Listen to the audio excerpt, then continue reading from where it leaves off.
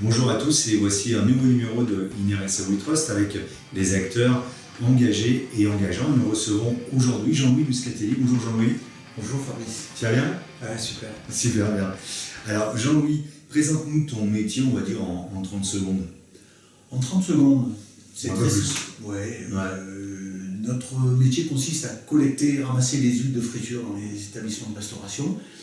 Et l'objectif, c'est de les traiter et d'en faire tout simplement d'un déchet une ressource, et donc on transforme ça en biocarburant. Donc aujourd'hui, tout simplement, tous les véhicules diesel, sans le savoir, roulent avec une partie des huiles que nous avons récoltées et traitées.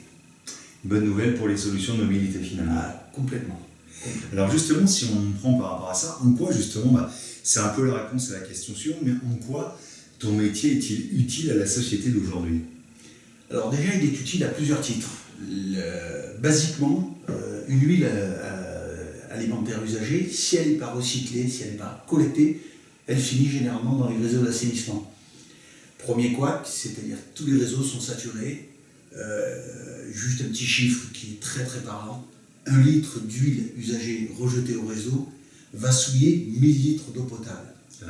Rien que là, la dimension, je dirais, écologique, elle prend tout son sens. Donc notre métier, il est d'utilité publique, c'est clair, même s'il n'est pas reconnu aujourd'hui en tant que tel. Mais on va plus loin, c'est-à-dire que, comme je le disais tout à l'heure, nous prenons le déchet, puisque l'huile usagée, c'est un produit à la base neuf, qui a été dégradé par la cuisson, qui est chargé en impuretés, qui est chargé en mélange de gras alimentaires et autres. Et ce produit, nous lui donnons une autre valeur. C'est une ressource à l'état pur. Et on va lui donner toute cette signification par toutes les phases de traitement qu'on va y appliquer. C'est-à-dire qu'on va le filtrer, on va le décanter, on va le purifier, on va dégager tous les agents nuisibles. Et ensuite, ce produit-là, on va en transformer en nectar qui va servir de produit de base pour les raffineries, pour derrière créer ce fameux biodiesel dont on parle de plus en plus et dont on va parler de plus en plus parce qu'on est en plein dans la transition énergétique. Et là, ça a été un peu le but de la création d'MEJL, faire quelque chose d'utile et qui s'inscrive dans l'actualité aujourd'hui. Demain, si on pouvait rouler avec le biocarburant que nous fabriquons, eh bien, je peux te dire que les problèmes de particules, les problèmes de gaz à effet de serre, les problèmes de CO2, ça serait réduit mais considérablement. Et sans parler bien évidemment des problèmes comme tu disais, de rejet dans les nappes phréatiques, du moins dans l'eau. Absolument. Alors, ça ne va pas vraiment dans la nappe phréatique puisque... Non, pas la nappe phréatique, ça. Voilà, le réseau d'assainissement finit dans la station d'épuration. Oui. Mais entre la station d'épuration et le chez-soi où on va jeter dans l'évier, eh bien, il y a tout le réseau d'assainissement qui est à la charge du contribuable par l'entretien des collectivités.